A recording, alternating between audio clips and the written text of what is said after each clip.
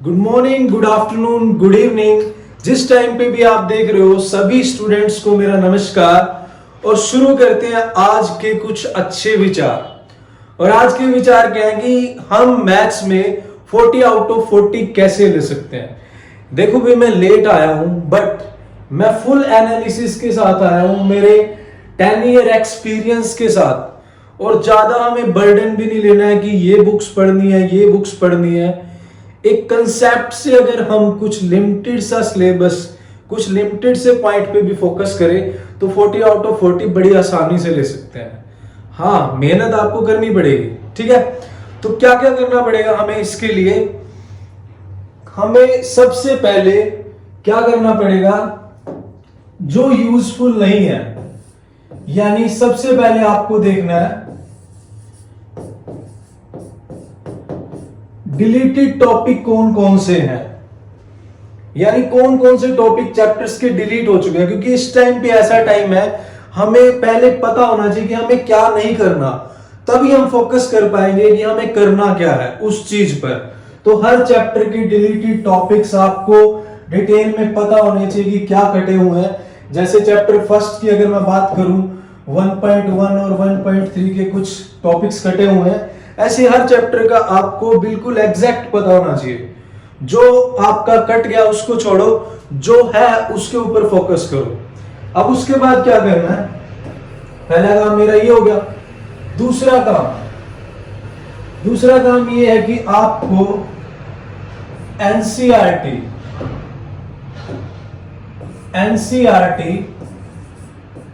Plus NCERT exemplar, भाई ये दो बुक्स इतनी पावरफुल है ना। आप अगर इनको बड़े अच्छे से कंसेप्ट से करते हो, मान लो आपका 40 मार्क्स का एग्जाम है और आपने इन दो बुक्स को बहुत अच्छे से पढ़ लिया। आप मान के चलो कि मैं कहता हूं 40 भी इन बुक से ले सकते हो, नहीं 35 प्लस तो कहीं नहीं गए। हमें लड़ना कहां पड़ता है, हमें लड़ना पड़ता है लास्ट के 5 या 7 मार्क्स के लिए। उसके लिए थोड़ा सा एक्स्ट्रा करना पड़ता है। और ये फैशन चला हुआ है कि RS अग्रवाल उठा लो, RD शर्मा उठा लो, ये उठा लो। भाई मैं आपको ये बोल रहा हूं कि अगर आप कंसेप्ट से कुछ बुक्स भी पढ़ लेते हो ना, कौन कौन सी, अगर आप कंसेप्ट से एनसीईआरटी पढ़ लेते हो और एनसीईआरटी एग्जाम्पलर के क्वेश्चन कर लेते हो, तो आपके जो माइंड के जो कंसेप्ट है वो बहुत स्ट्रॉन्ग हो जाएंगे, ठीक है। उसके बाद ये मान के चलो कि आपका 80 to 90% काम हो चुका है। अब लास्ट के मार्क्स के लिए जो लड़ना है, उसके लिए आपको क्या करना है,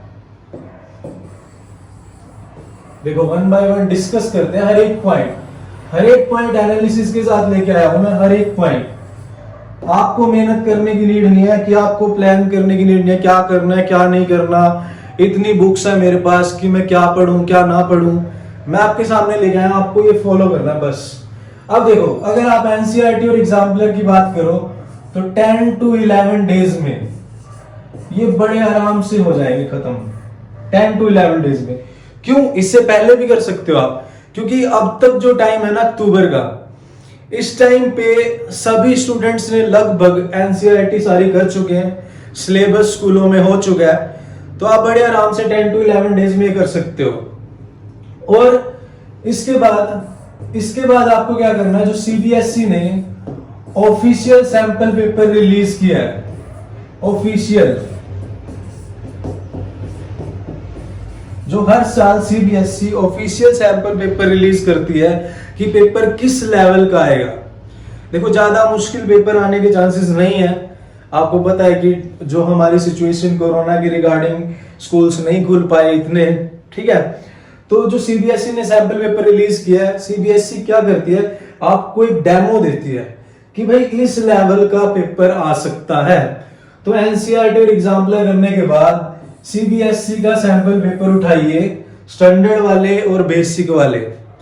उस सैंपल पेपर में, एक सैंपल पेपर में जितने भी टॉपिक्स हैं, जो आपके चैप्टर वाइज टॉपिक्स हैं, कम से कम उन टॉपिक्स को तो इतना पक्का कर लीजिए कि जब आप एग्जाम में बैठो आपके माइंड में कोई कंफ्यूजन ना हो। और मैं आपके लिए ट्राई कर रहा हूं कि मैं हर एक चैप्टर की 1 शॉट वीडियो लेके आ रहा हूं विद फुल एनालिसिस। पूरी डिटेल में कि हाँ आपको क्या क्या पढ़ना है। तो आपको क्या करना है, जो वो टॉपिक्स है उनको इतना पक्का कर लो कि भाई उनसे बाहर मार्क्स नहीं कटने चाहिए, आपके उसमें से मार्क्स नहीं कटने चाहिए। जो वो टॉपिक्स हैं उससे रिगार्डिंग भी आपको बहुत कुछ मिलेगा। जो सैंपल पेपर रिलीज कर दिया ना, मान लो कि 70% टॉपिक आपको मिल सकते हैं इसमें से ही। मैं बोल रहा हूं आपको लास्ट के जो 5 to 7 मार्क्स है उनके लिए हमें लड़ना पड़ता है। उसके बाद आपको क्या करना है, इंपॉर्टेंट पॉइंट्स ये हो गया। यहां तक आपका 10 to 12 डेज का प्लान। अभी भी आपके पास 18 डेज बचे हैं और आप पहले भी कर सकते हो इसको। उसके बाद क्या करना है आपको, की पॉइंट्स। की पॉइंट्स कौन से, देखो आप एमसीक्यू कर रहे हो, आप एमसीक्यू देने जा रहे हो, एमसीक्यू सोल्व करने जा रहे हो। और एमसीक्यू की एक बात ये है, सब्जेक्टिव में तो ऐसा होता था कि आपने क्वेश्चन स्टार्ट किया, मान लिया लास्ट में आंसर नहीं आया, बट आपको 3-4 नंबर का अगर क्वेश्चन है आपको 3 नंबर मिल जाएंगे अगर आंसर आपने लास्ट में गलत भी कर दिया। बट भाई एमसीक्यू में ना, एमसीक्यू में तो पूरा क्वेश्चन ठीक करना पड़ेगा, आंसर ठीक आएगा तभी मैचिंग होगी, ठीक है ना। तो ये बात ध्यान रखना। तो इसके लिए आपको क्या करना है, थोड़ी सी स्पीड की प्रैक्टिस भी करनी है। जितने भी सब्जेक्ट से रिलेटेड, जितने भी चैप्टर से रिलेटेड फॉर्मूलेज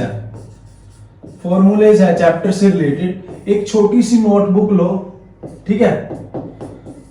और उस नोटबुक में चैप्टर से रिलेटेड जितने भी फॉर्मूले हैं, जितने भी बेसिक की पॉइंट्स हैं, उन सब को लिख लो। अब आप ये मत सोचो जैसे आपका एग्जाम है, मान लिया 50 नंबर के बाद कभी भी डेट शीट आ सकती, डेट शीट आपके एग्जाम हो सकते हैं, सॉरी डेट शीट तो हमारी अभी चांसेस है कि 10 to 15 के बीच में आ सकती है, बट आपकी जो एग्जाम है 15 के बाद के चांसेस है, कभी भी हो आपके एग्जाम।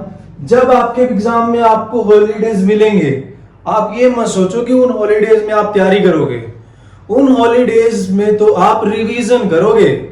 तैयारी तो अब आप करनी शुरू कर दो, तैयारी तो आपकी स्टार्ट हो चुकी है, प्रिपरेशन, उसमें तो आप रिवाइज करोगे कि आपने क्या क्या पढ़ा है। उस टाइम पे कुछ नया नहीं पढ़ना उन 3 दिनों में, उस टाइम पे तो जो पीछे पढ़ चुके हैं बस एक रिवाइज करना है, तैयारी हो चुकी है। वो दिन आपको किस लिए मिले हैं कि भाई रिवीजन करनी है और बढ़िया मार्क्स लेके आने हैं। तो मैं क्या कह रहा हूं आपको, भाई ये जो फॉर्मूलेज हैं इनको इतना पक्का कर लो कि जैसे ही क्वेश्चन दिखा और क्या फॉर्मूला लगना है कोई कंफ्यूजन ना हो माइंड में, पता हो गई हाँ ये माइनस है ये प्लस है, जो सेक्शन फॉर्मूला है, डिस्टेंस है, कोई भी फॉर्मूला है, वो सारे बिल्कुल माइंड में होने चाहिए। इसके बाद आप क्या कर सकते हो, इसके बाद जितनी भी आइडेंटिटीज हैं, चैप्टर से रिलेटेड आइडेंटिटीज हैं, वो लर्न कर लीजिए आप। जैसे छोटी छोटी a+b², a+b³, ये जो आइडेंटिटीज हैं छोटी छोटी, और 1 to 30² मस्ट होने चाहिए, 1 to 15³ मस्ट होने चाहिए, ताकि आपके जो एमसीक्यू में है आपको ज्यादा टाइम ना लगे, आपकी स्पीड बनी रहे, ठीक है। उसके बाद क्या करोगे आप, ये सारा कुछ हो गया, एक नोटबुक बना लिया आपने बढ़िया से। उसके बाद आपको क्या करना है, अभी भी हमारे पास काफी टाइम बचा है, उसके बाद कोई भी एक सैंपल पेपर उठा लो आप, इतने सारे पड़े हैं मेरे सामने भी, बट आप कोई भी अच्छा सा, मान लिया आपने एग्जाम्पल लिया कि आपने केमिस्ट्री गुरुजी का एग्जाम सैंपल पेपर उठा लिया। अब एक चैप्टर में 45 एमसीक्यू होते हैं लगभग, हर एक सैंपल पेपर में इतने ही है, और असर्शन रीजन हो गए और केस स्टडी होगी, 15 to 20 केस स्टडी है। मान लिया आप एक भी करते हो एक दिन में एक चैप्टर का, तो आप 45 अलग अलग तरह के क्वेश्चंस कर रहे हो। आपको उनको क्रैमिंग नहीं करनी, उनको बिल्कुल समझ के करना है, ठीक है। तो उसके बाद आप क्या कर सकते हो, एक कोई भी अच्छा सा एक सैंपल पेपर सोल्व कर सकते हो विद कंसेप्ट, कोई क्रैमिंग नहीं होनी चाहिए उसमें, विद कंसेप्ट। उसको कंसेप्ट से पढ़ो कि उसमें क्वेश्चन में है क्या, क्या पूछ रहा है, ठीक है। आपकी 40 out of 40 की तैयारी तो यहां तक हो चुकी है, अब आप प्रैक्टिस कर रहे हो। अब ये आप कितने दिन में कर दोगे, ठीक है, ये आपने कर लिया, मान लिया आपने 40 MCQ कर लिए, ठीक है। उसके बाद भी आपके पास टाइम है, चलो अब मान लो कि एक ही सैंपल पेपर हमने करना है। अब हम क्या करेंगे, कुछ प्रैक्टिस सेट सॉल्व करने शुरू कर देंगे। अब एक बात और सुन लो कि स्कूल जाना है या नहीं जाना, स्कूल की बात करते हैं। देखो स्कूल में सिलेबस हो चुका है, हमारा स्कूल में लगभग सभी स्कूल्स में सिलेबस हो चुका है। तो अब अगर वैल्यूएबल लगता है स्कूल में जाना तो जाइए, अदरवाइज सिर्फ अपने घर पे बैठ के प्रिपरेशन कीजिए और अपने टीचर्स से कोई भी डिस्कशन या डाउट्स लेने हैं वो आप ले सकते हैं। और जो मेरी वीडियोस हैं वहां पर भी आपको अगर कोई डाउट लगे तो आप कमेंट बॉक्स में लिख सकते हैं, मैं आपके साथ हूं, मैं आपकी फुल्ली प्रॉब्लम सॉल्व करने के लिए आपके साथ रेडी हूं। तो रही बात स्कूल की, स्कूल आपको अगर यूजफुल लगता है तब जाइए, 2 दिन में 3 दिन में घर में बैठ के प्रिपरेशन की, उसके बाद अपने डाउट्स वगैरह जो भी है डिस्कस करने हैं वो जाके कर लिए, ठीक है। आपको फिर उसके बाद क्या करना है, प्रैक्टिस सेट सोल्व करने हैं। प्रैक्टिस सेट सोल्व कीजिए, अननोन क्वेश्चन सोल्व करेंगे, कॉन्फिडेंस बढ़ेगा। अभी आपने क्या किया, बुक्स पढ़ी, सैंपल पेपर पढ़ा, उसमें सॉल्यूशन होते हैं वो पढ़े। अब आप प्रैक्टिस सेट कर रहे हो, प्रैक्टिस सेट में अननोन क्वेश्चंस है, अनसोल्व्ड है, आप उनको सोल्व कर रहे हो, आपका कॉन्फिडेंस बढ़ रहा है, घर पे बैठ के सोल्व कर रहे हैं, फिर उनके डाउट्स डिस्कस कर रहे हैं। हाँ, आप ग्रुप स्टडी भी कर सकते हो, आप अपने फ्रेंड्स हैं उनको जो भी अच्छे पढ़ने वाले हैं, जो नहीं पढ़ने वाले हैं उनको इस टाइम इंक्लूड मत करो, एक्सक्लूड करो। दोस्ती ठीक है रखनी है, बट इस टाइम पे अपना टाइम सेव करो। जो पढ़ने वाले हैं उनका एक ग्रुप बनाओ, उनको डिस्कस करो, पॉइंट्स को अपने टीचर्स के साथ डिस्कस करो, मैं भी आपके साथ हूं। तो उसके बाद आप प्रैक्टिस सेट सॉल्व कर सकते हो, प्रैक्टिस सेट से आपका कॉन्फिडेंस बढ़ेगा, ठीक है। अब क्या करना है आपको, देखो ये जितना भी प्लान मैंने आपको दिया है ये बहुत बढ़िया, अगर आप अच्छे से करते हो तो डेफिनेटली 40 आउट ऑफ 40 ले सकते हैं। उसके बाद भी बहुत सारी बातें हैं जो आपको फॉलो करनी है, छोटी छोटी सी बातें। क्या, उसके बाद हमने क्या करना है, एक होती है क्वालिटी और एक होती है क्वांटिटी।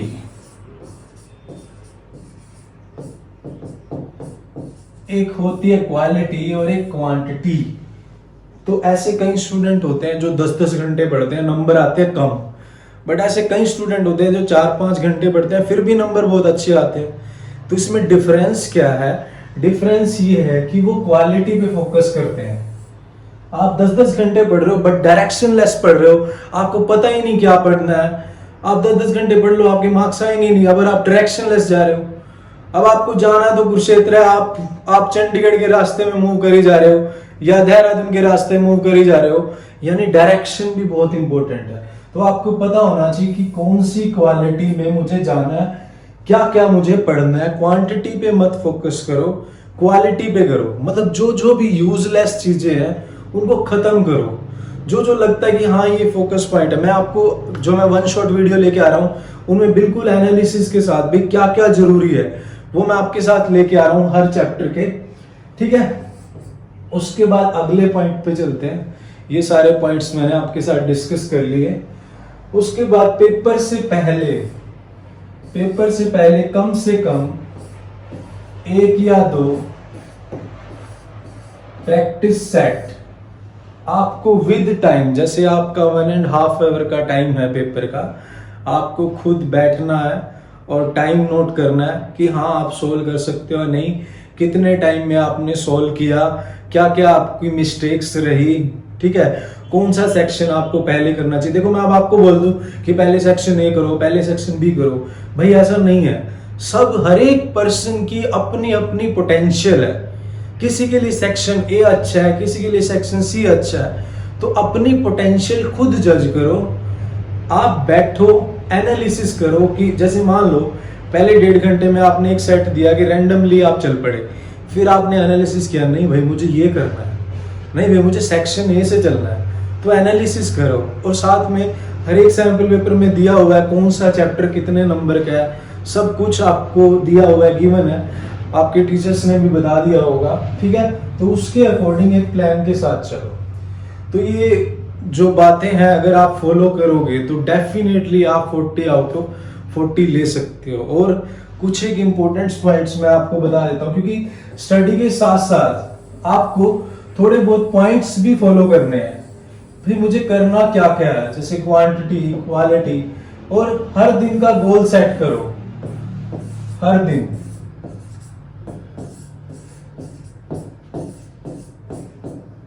जैसे आज का आपने गोल सेट कर लिया कि मैंने मैथ्स का ये चैप्टर कंप्लीट करना है, मैंने साइंस का ये करना है, तो टारगेट रखो कि वो करके ही, आपको पूरा करके ही सोना है। एक गोल सेट, एक प्लान बनाओ, एक टारगेट बना लो कि कितने तक मार्क्स आपको लेने ओवरऑल भी, ठीक है। और मोस्ट इंपॉर्टेंट पॉइंट भाई, राक्षसों से बचो इस टाइम। इस टाइम कई ऐसे राक्षस हैं जो आपको तंग करेंगे। कौन कौन से राक्षस हैं ऐसे? कई हमारे टाइम में भी होते थे, छोड़ना यार क्या पढ़ेगा, क्या करेगा पढ़ के, वो सारा खुद कराते हैं, तुम्हें तंग करने आ जाते हैं। छोड़ना यार, चल घूमने चलते हैं, चल मजे करते हैं। भाई इन राक्षसों से बचो। हाँ, दोस्ती भाईचारा सब होना चाहिए आपका, बट इस टाइम पे थोड़ा सेक्रीफाइस चाहिए। आपके पेरेंट्स की उम्मीदें हैं आपके साथ, उनको पूरा करिए। सिर्फ उनके बारे में सोचिए और अपने मार्क्स के बारे में सोचिए। आप सोचिए कि 2 महीने अगर आप पढ़ लिए, 2 महीने बाद भी मस्ती एंजॉय तो तब भी कर सकते हो, बट ये डेट शीट में मार्क्स छप गए, प्रिंट हो गए, ये तो फिर कंपार्टमेंट से ही चेंज होंगे या फेल होने से ही चेंज होंगे, ऐसे नहीं चेंज होंगे। तो प्लीज इन 2 महीनों को थोड़ा सेक्रीफाइस कीजिए और अच्छे से पढ़ाई कर दिए। कोई ज्यादा मुश्किल नहीं है आपको मार्क्स लेना, बहुत आसानी से ले सकते हो, बट मेहनत लगेगी। और ऐसे ऐसे राक्षसों से बचो भाई, ठीक है। चलो वीडियो ज्यादा लंबी हो जाएगी। वैसे तो स्टडी के अलावा बहुत सारे पॉइंट्स हैं जो मैं आपके साथ डिस्कस करना चाहता हूँ, बट मैं नेक्स्ट वीडियो में आऊंगा। अभी क्या हम डिस्कस कर सकते हैं, हमारा एक केमिस्ट्री गुरुजी फाउंडेशन के नाम से टेलीग्राम पे एक चैनल है, आप उस पे लिंक पे जाइए, ठीक है, वहाँ फॉलो कीजिए, वहाँ पर आपको नोट्स मिलेंगे, ठीक है। तो ये सब बातें हैं थोड़ी सी, और होपफुली आपको पसंद आई होंगी, और होपफुली आप फॉलो भी करेंगे। मैं भी आपके साथ हूं। So thank you very much. Video अच्छी लगे तो please like, share and subscribe. जय हिंद।